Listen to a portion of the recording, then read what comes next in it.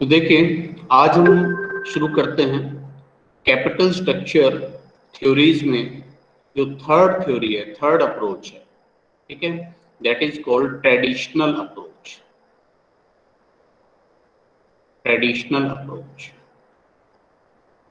हमने समझा था कि कैपिटल स्ट्रक्चर थ्योरीज में दो थ्योरी हम लोग पढ़ेंगे जो कहती है कि capital structure decisions are relevant decision, ठीक है। Capital structure decisions are relevant.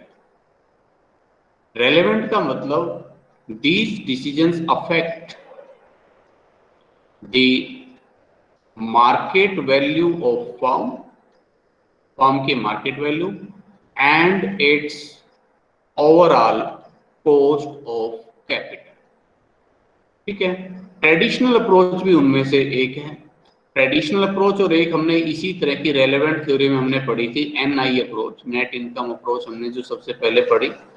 इसके बाद हमने जो पढ़ी थी नेट ऑपरेटिंग इनकम अप्रोच पढ़ी थी, वो कहती थी कि capital structure decisions irrelevant decision है, यानी कि उससे कोई इंपैक्ट नहीं पड़ता, कोई फर्क नहीं पड़ता फर्म के मार्केट वैल्यू पर। एक और इररिलेवेंट थ्योरी इसके बाद बाकी रह जाएगी, that is Modigliani and Miller approach, but आज हम फोकस करते हैं इस पर, ट्रेडिशनल अप्रोच पर। And this approach was propounded by Ezra Solomon, SOLOMAN, Ezra Solomon, ठीक है। और मैं आपको बताऊं कि प्रैक्टिकली अगर आप देखो कैपिटल स्ट्रक्चर की थ्योरी को, तो अगर कोई थ्योरी कुछ हद तक लागू होती है तो वो यही थ्योरी है। ये थ्योरी सबसे ज्यादा प्रैक्टिकल है, ये लागू होती है रियल लाइफ में। अभी आप देखेंगे, महसूस करेंगे कि ये क्यों लागू होती है, ठीक है। और दूसरी बात, ये अप्रोच दोनों सिचुएशन में लागू होती है, चाहे टैक्स हो चाहे टैक्स ना हो, दोनों केस में एज इट इज इसी तरह से लागू होगी।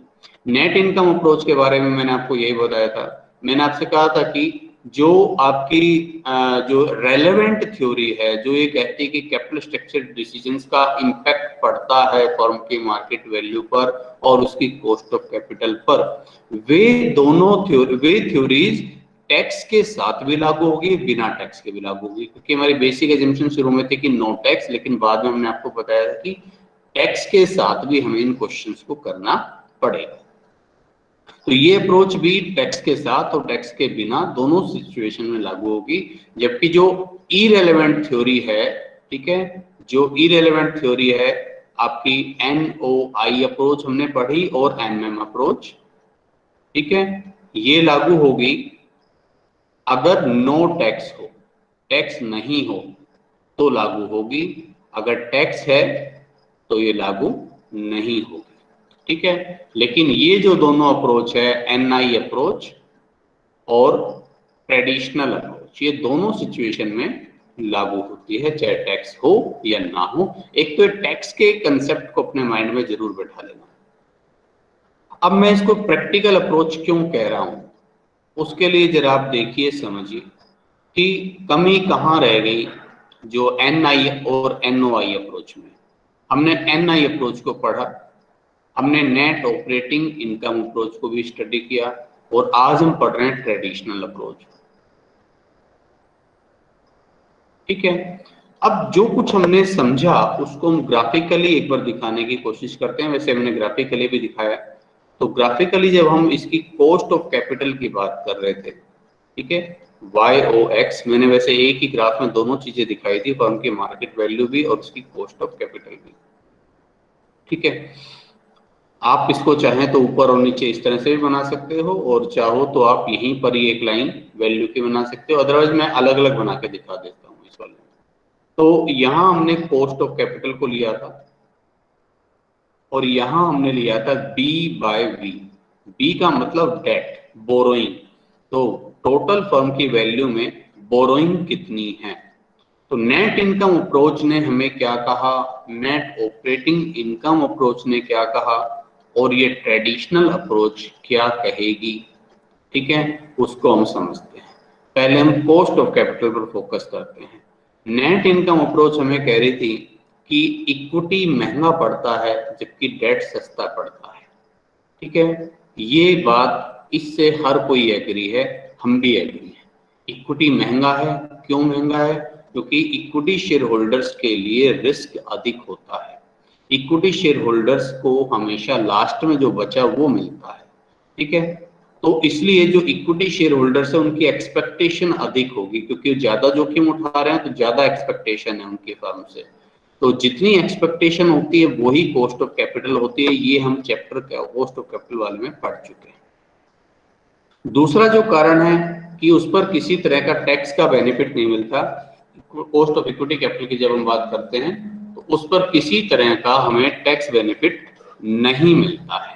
ठीक है, जबकि कॉस्ट ऑफ डेट पर जो हम इंटरेस्ट पे करते हैं उस पर हमें टैक्स बेनिफिट भी मिलता है। बेशक अभी हम यहाँ टैक्स को तो हम इग्नोर ही कर रहे हैं, अभी फिलहाल टैक्स की एब्सेंस में पढ़ रहे हैं, तो टैक्स फैक्टर को अगर एक तरफ भी रखते हैं तब भी इक्विटी महंगा है और डेट सस्ता है। लेकिन जहां डिफरेंस आएगा, अब देखो ध्यान से देखो तीनों चीजें, आप मैं पैरेलल एक साथ इसलिए करवा रहा हूं आप तीनों में फर्क समझ सके। क्वेश्चन देख कर, क्वेश्चन में लिखा हुआ है कि ये अप्रोच लगाओ तब तो ठीक है, लेकिन क्वेश्चन में नहीं लिखा हो भाई तो भी आपको पता चल जाना चाहिए कि यहाँ कौन सी अप्रोच लगेगी। तो नेट इनकम अप्रोच ये कहती है कि कॉस्ट ऑफ इक्विटी कांस्टेंट रहती है। ठीक है, मान लो 15% है कॉस्ट ऑफ इक्विटी कैपिटल, तो चाहे आप 10% डेट यूज करो, चाहे 20% यूज करो, 50% यूज करो, चाहे 100% यूज करो, कॉस्ट ऑफ इक्विटी कैपिटल तो भैया 15% है तो 15% ही रहेगी। ये हमने पढ़ा था।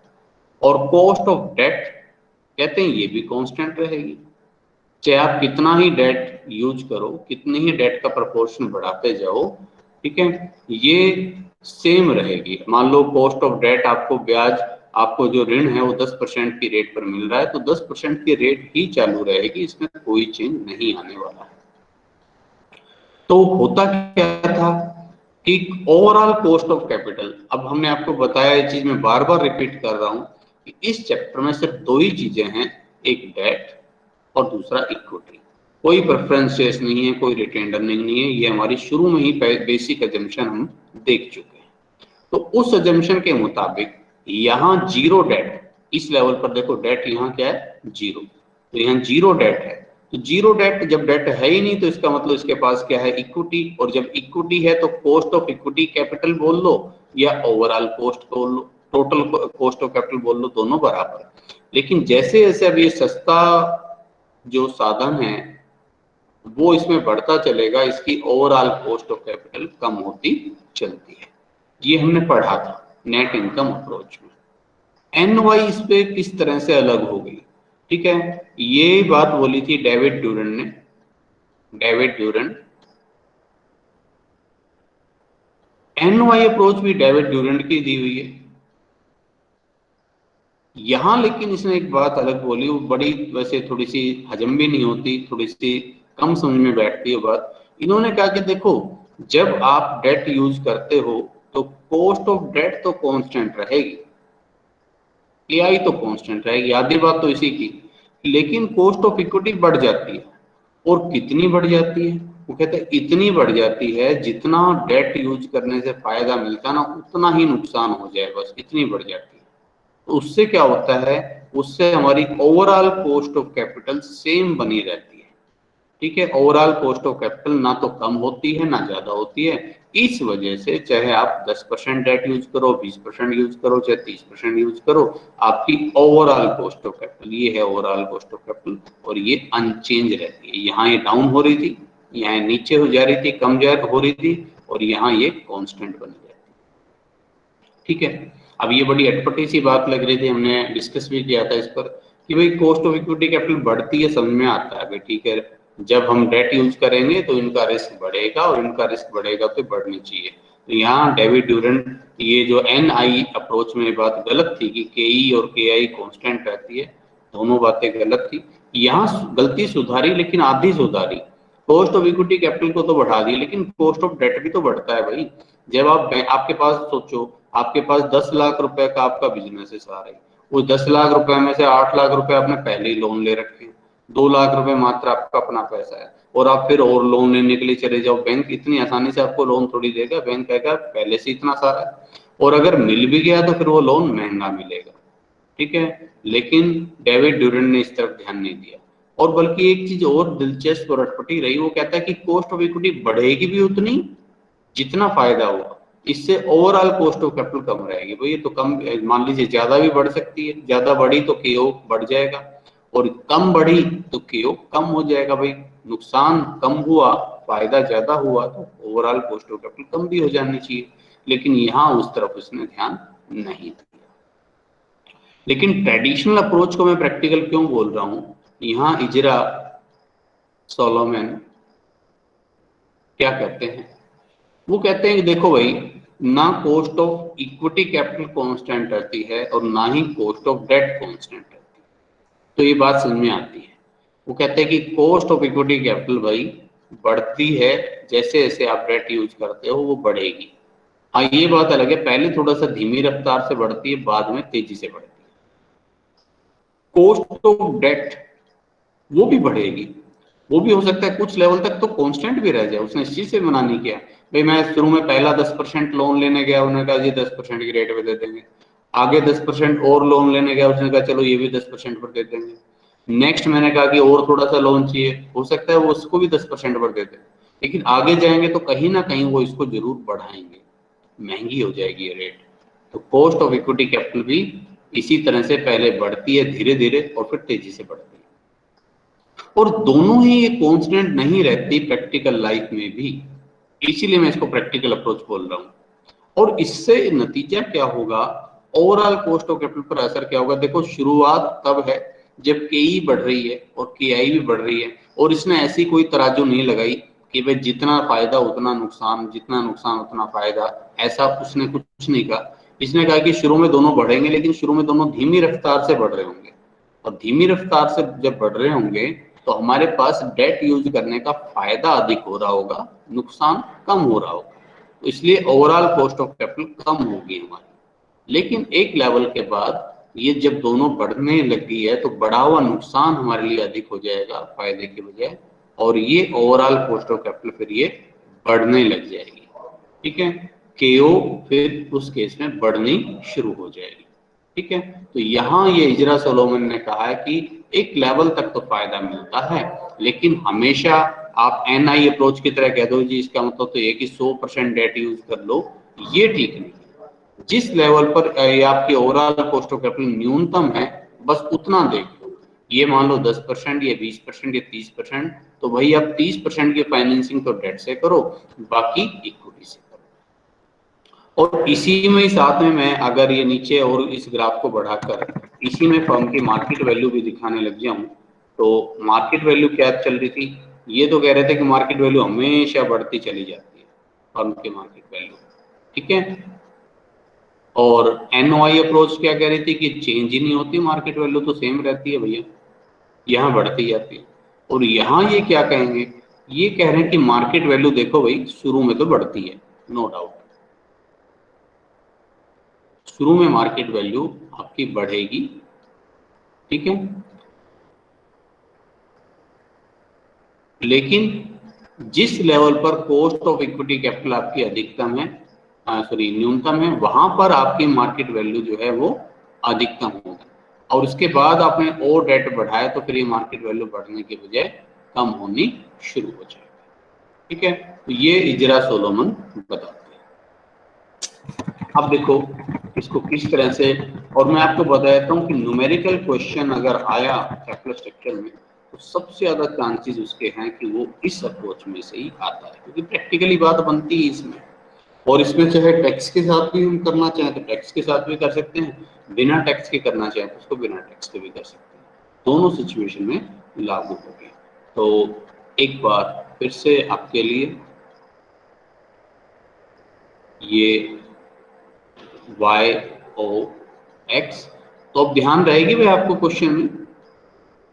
क्वेश्चन में अब आपको देखकर ध्यान हो जानी चाहिए। अगर मैं यूं कह रहा हूं, देखो क्वेश्चन को मैंने कहा कि ABC लिमिटेड है कोई, ठीक है, और वो अभी ध्यान से सुनना, अभी वो 5 लाख रुपए का डेट यूज कर रही है, और वो 10% पर उस पर इंटरेस्ट पे करती है और कॉस्ट ऑफ इक्विटी कैपिटल उसकी 15% है।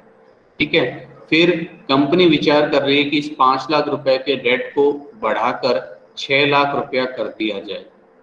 ठीक है, और आगे मैं नहीं बताता कि इसमें कुछ चेंज हो रहा है नहीं हो रहा, तो समझ जाओ ये नेट इनकम अप्रोच का क्वेश्चन है, क्योंकि कॉस्ट ऑफ डेट में कोई चेंज ही नहीं किया, कॉस्ट ऑफ इक्विटी में कोई चेंज ही नहीं किया। अगर मैं ये कहता हूं कि 5 लाख रुपए का डेट है 10% की रेट पर, 6 लाख रुपए करना चाहते हैं और कॉस्ट ऑफ इक्विटी कैपिटल अभी 15% है और इससे कॉस्ट ऑफ इक्विटी कैपिटल बढ़कर 18% हो जाएगी, कॉस्ट ऑफ डेट को मैंने नहीं छेड़ा। ये अब आपको ये ध्यान रखना पड़ेगा कि कौन सी इंफॉर्मेशन से मैं पता लगाऊं कि किस तरह का जो है इस पर जो है मतलब अप्रोच लागू होगी। ठीक है, तो अगर के आई चेंज नहीं हो रही, के ई चेंज हो रही है, तो फिर आप समझिए कि अब ये एन ओ आई अप्रोच का क्वेश्चन है। और अगर मैं कहता हूं कि 5 लाख से 6 लाख करना चाह रहा हूं और इससे क्या होगा, इससे मेरी कॉस्ट ऑफ डेट वो तो 10 से बढ़कर 11% हो जाएगी और कॉस्ट ऑफ इक्विटी कैपिटल 15 से बढ़कर 18% हो जाएगी। तो अब समझ जाइए, अब मैं ट्रेडिशनल अप्रोच की बात कर रहा हूं, क्योंकि मैंने दोनों में से किसी को भी कांस्टेंट नहीं रखा, यानी कि के ई के आई दोनों कांस्टेंट, एन आई अप्रोच। के ई कांस्टेंट नहीं है, के ई बढ़ती है लेकिन के आई कांस्टेंट, तो एन वाई अप्रोच। और दोनों में से कोई भी कांस्टेंट नहीं, दोनों वेरिएबल है, दोनों वेरी करती है, तो ये ट्रेडिशनल अप्रोच। ठीक है, चलिए, तो अब ये जो मैं बताना चाह रहा था मैं उसी को दोबारा मैं लिख रहा हूं एक बार ठीक से।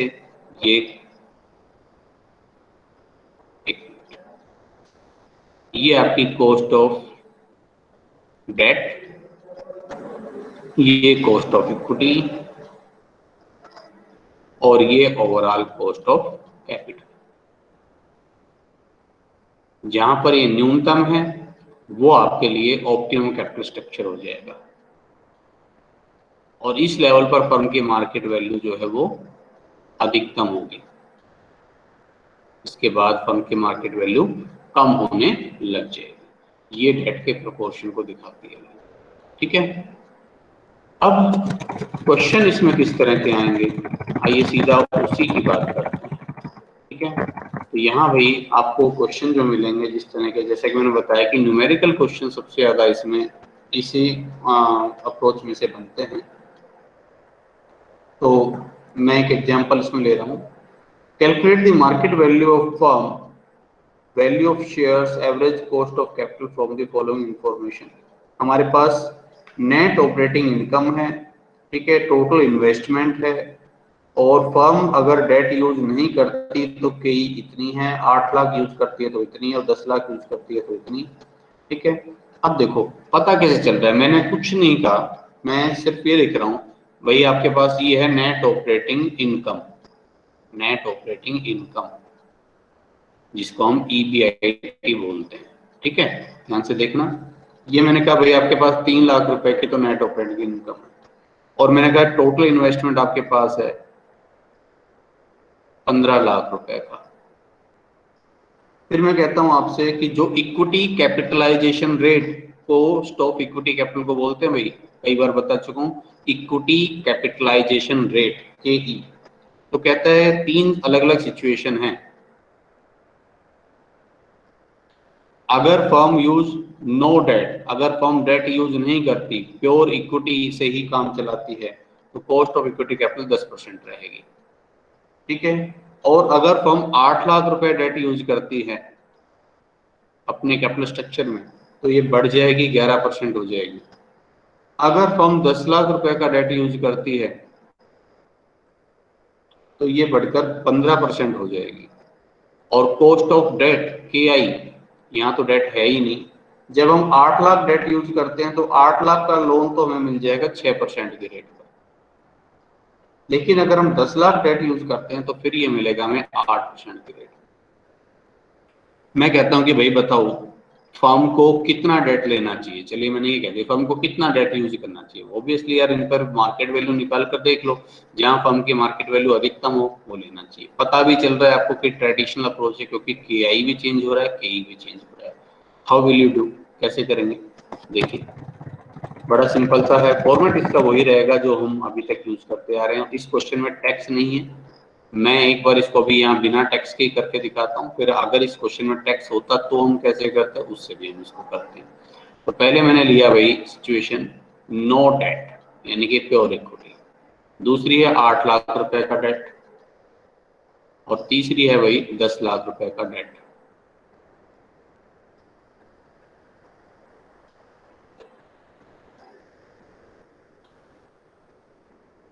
सबसे पहले आपने लिखा EBIT, पैटर्न ध्यान है, चलिए मैं रिवाइज करूंगा, बाकी इससे पहले मैं 2 बार आपको पैटर्न इसका जो रिवाइज करवा चुका हूँ। EBIT 3 लाख रुपए, और ये हमारी प्री एजम्पशन होती है कि EBIT चेंज नहीं होनी चाहिए, क्योंकि अगर प्रॉफिट ही चेंज हो गया तब तो भैया वैल्यू चेंज होगी, हम तो सिर्फ कैपिटल स्ट्रक्चर के इम्पैक्ट को पढ़ना चाह रहे हैं। लेस इसमें से होता है इंटरेस्ट, इंटरेस्ट देखो भाई यहाँ तो कोई इंटरेस्ट पे ही नहीं करना हमें, यहाँ हमें पे करना है 6% की रेट से इंटरेस्ट, 8 लाख रुपए के डेट पर 6% की रेट से इंटरेस्ट पे करना है, और यहाँ 10 लाख रुपए के डेट पर 8% की रेट से, तो 8 लाख पर 6% हो गया 48,000, और 10 लाख हुआ तो 8% देना पड़ेगा यानी कि 80,000। अब देखो, अब अपने आप से क्वेश्चन जरूर करना कि क्या टैक्स है और टैक्स हो सकता है क्वेश्चन में, मैं आपको बताऊं, ठीक है। पहले मैं इसको बिना टैक्स की करवा देता हूँ, यहाँ टैक्स का कोई जिक्र क्वेश्चन में नहीं है, ठीक है। तो अब अगर टैक्स नहीं है तो मैं क्या लिखता है इसको, अर्निंग बिफोर टैक्स, फिर लेस टैक्स, टैक्स तो है नहीं, ठीक है, फिर अर्निंग आफ्टर टैक्स आती, फिर उसमें से प्रेफरेंस डिविडेंड घटाता, प्रेफरेंस शेयर्स यहाँ पूरे चैप्टर में नहीं मिलेंगे, ठीक है, फिर आती net income available for equity share holders, तो सीधे ही आ जाएगी हुई, क्योंकि और कुछ है ही नहीं।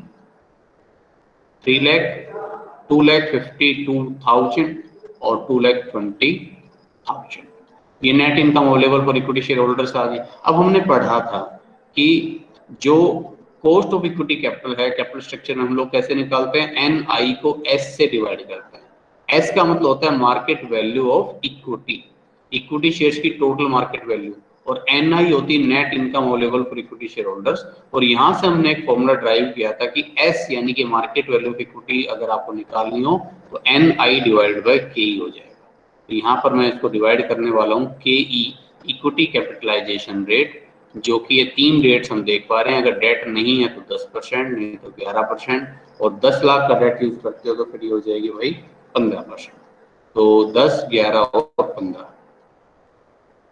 0.10, 0.11 और 0.15, चलिए एस आ जाएगा, ये आप लिख के चलना जरूर, मार्केट वैल्यू ऑफ इक्विटी यानी कि एस, एस हो गया NI डिवाइड बाई KE करके, तो ये 30 लाख हो गया है, तो दिख ही रहा है साफ साफ।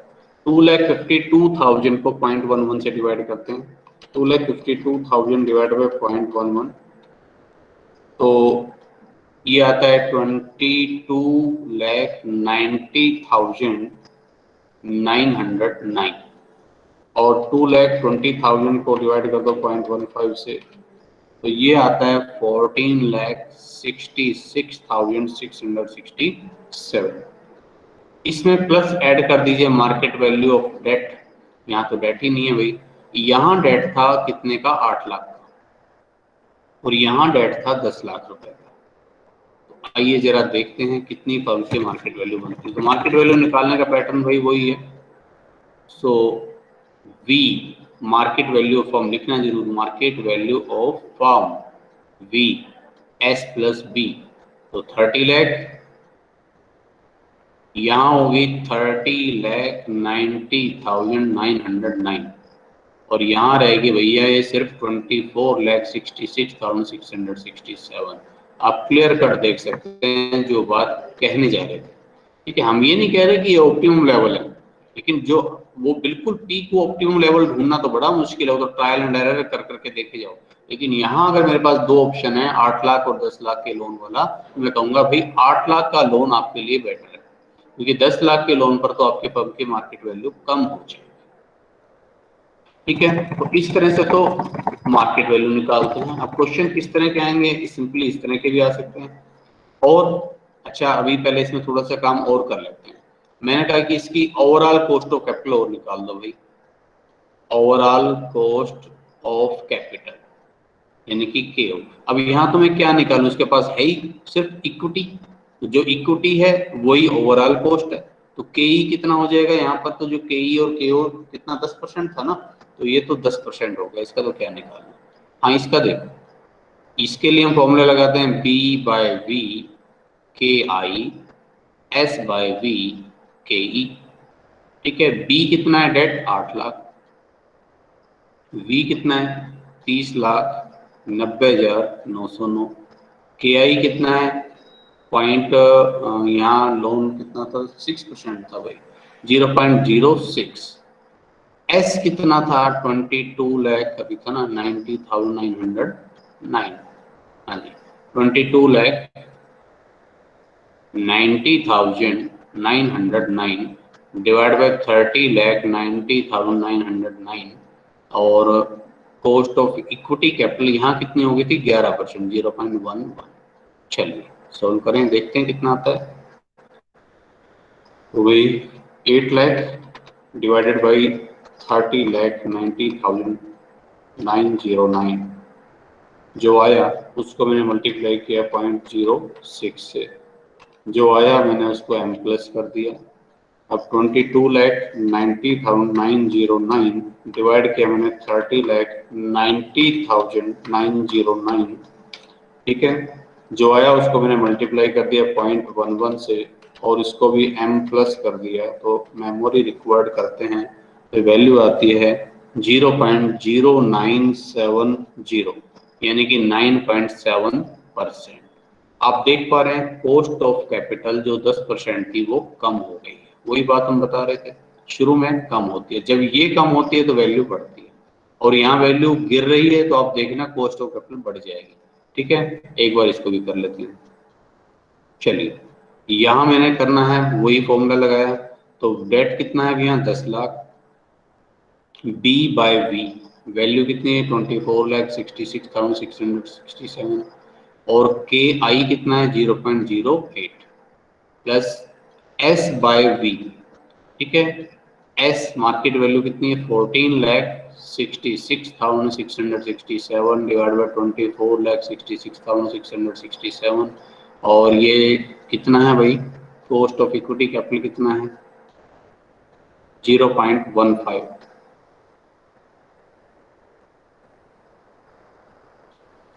चलिए निकालें, मैंने किया 10 lakh divide by 24,66,667 multiply 0.08 m plus 14,66,667 divide by 24,66,667, ठीक है, और मल्टीप्लाई कर दिया इसको 0.15 से, जो आया m प्लस MRC करने पर ही वैल्यू आती है, कुछ इसमें गलती रहेगी, कोई डिजिट रह गई, 10 लाख डिवाइडेड बाई 24,66,667 मल्टीप्लाई 0.08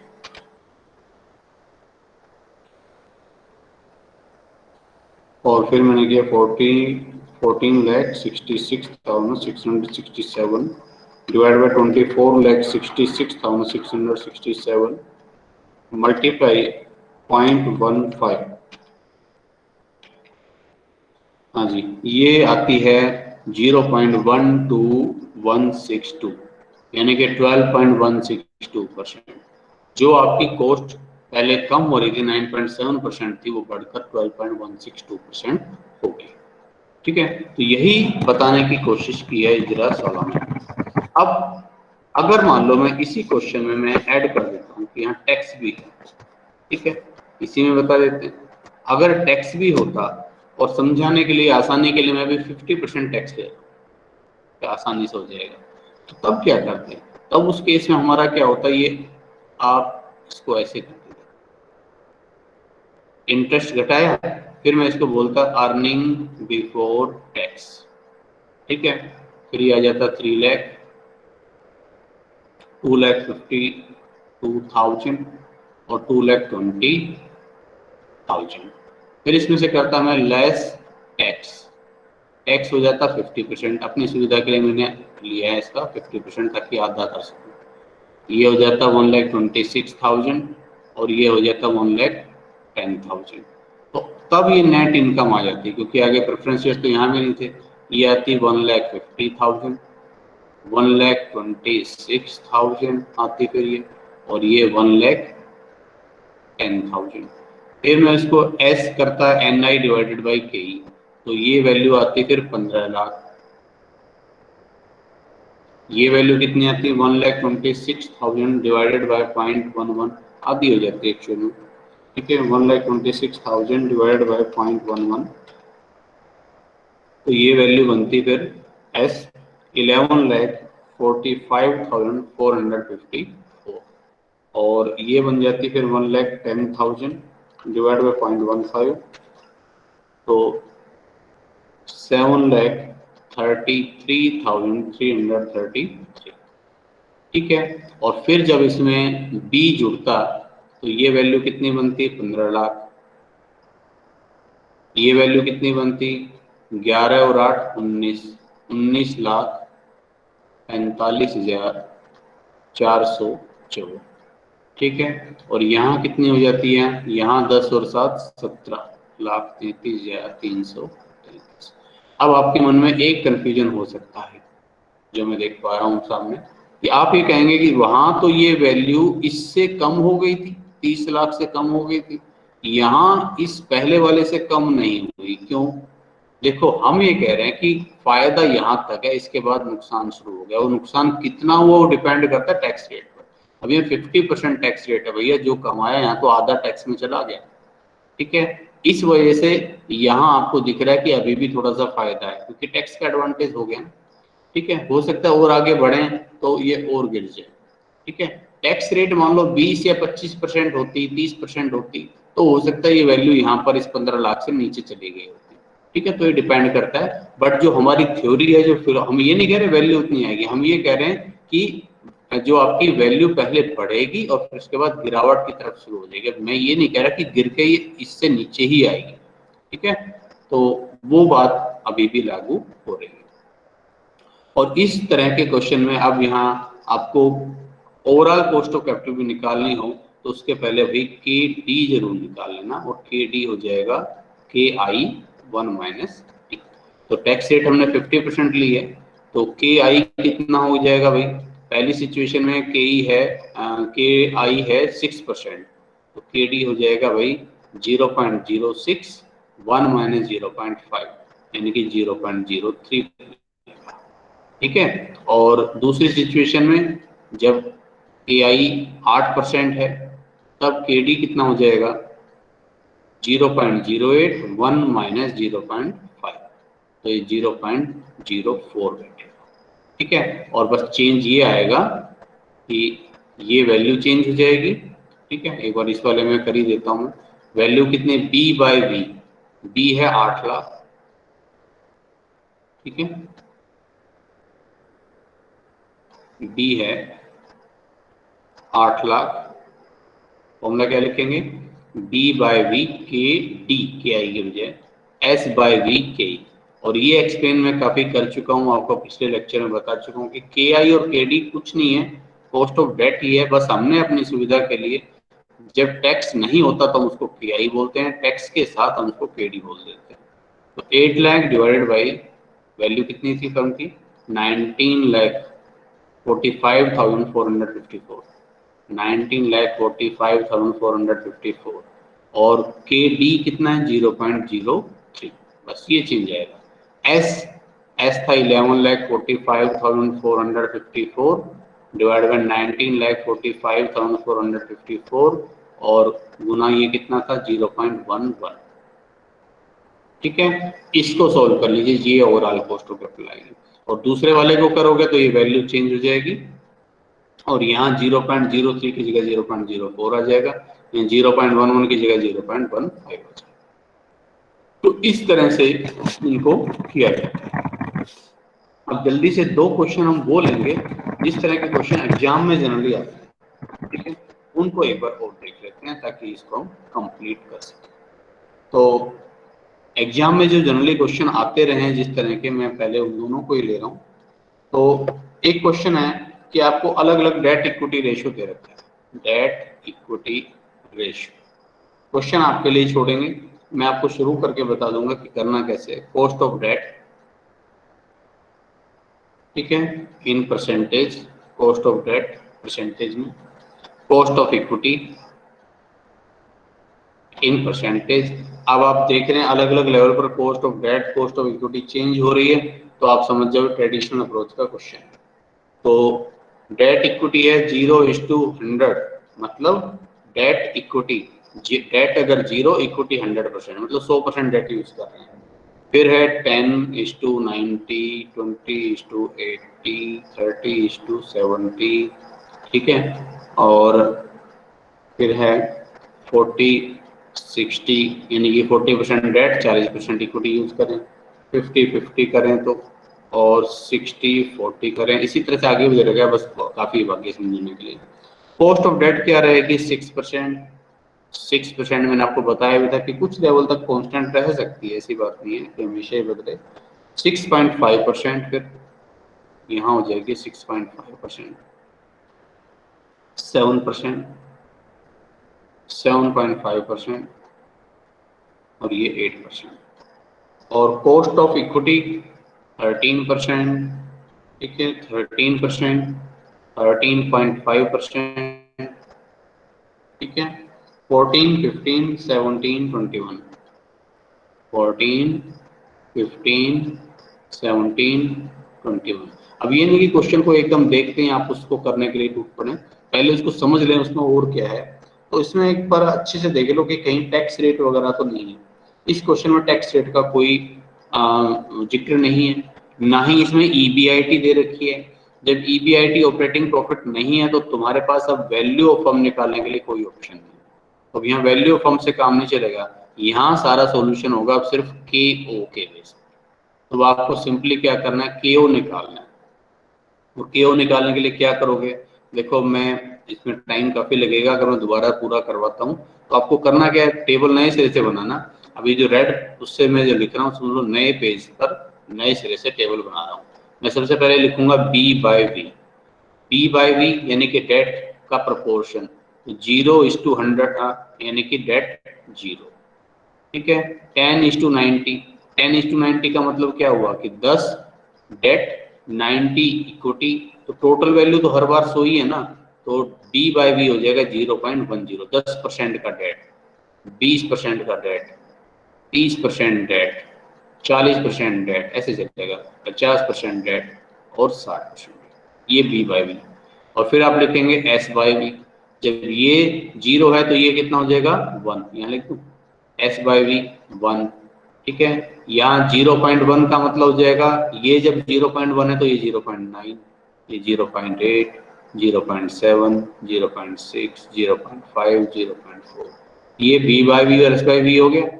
ये KD है। अब आप देखो अगर साथ में टैक्स होता तो इसको KI लिखो और फिर KDO निकालो। KD क्या हो जाएगा, KI1 - T करके। फिलहाल इस क्वेश्चन में टैक्स नहीं था तो सिंपली KI है उसी को यूज करना। KI हो जाएगा 0.06, 0.06, 0.06, 0.065, इस तरह से। और KE कितना हो जाएगा, 0.13, 0.13, 0.135, इस तरह से। और फिर KO के लिए फॉर्मूला बस ये देखो कितनी लाइन का क्वेश्चन हो गया, B/V KI S/V KE, यूं करके निकालते चलो। अब जो सॉल्यूशन आ रहा है मैं सीधा वो लिख रहा हूँ, ये मान करके आप कर लेंगे खुद।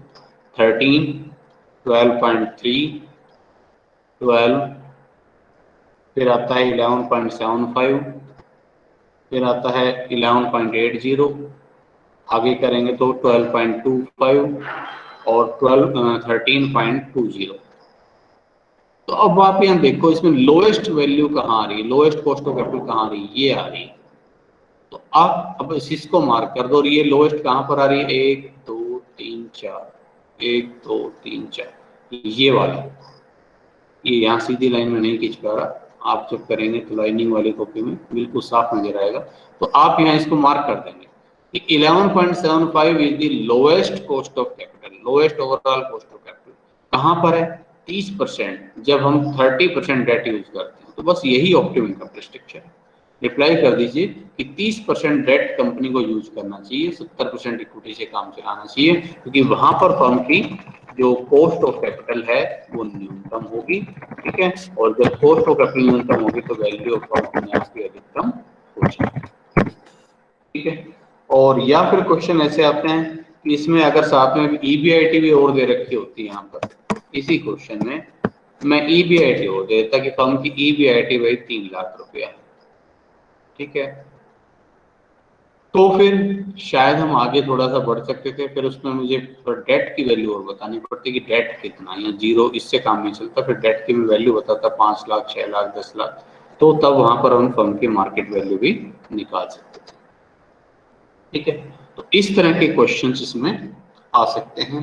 ठीक है, वो आपको करना है। मैं बता ही देता हूँ नेक्स्ट जो सिचुएशन है, A B C D 4 situation आपको दी है।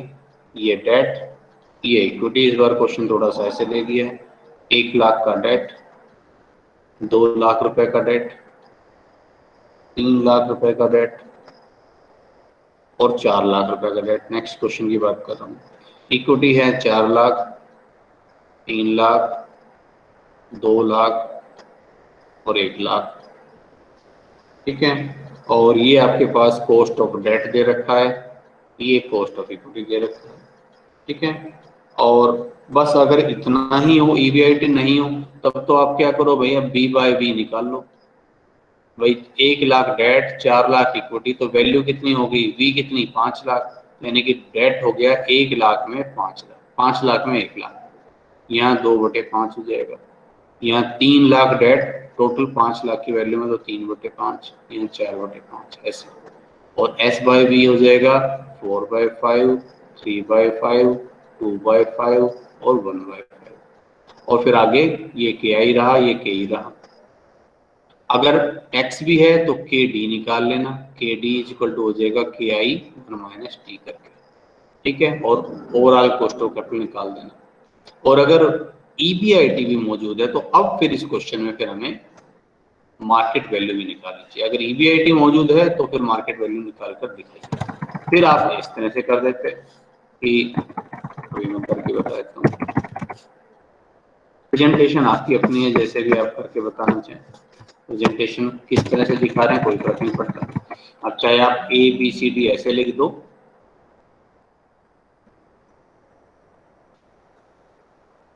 आप चाहें तो ए बी सी डी इस तरह से लिखकर आप वैल्यू फाइंड आउट कर सकते हैं, और नहीं तो ऐसे भी चल जाएगा, ए बी सी डी ऐसे लिख लो।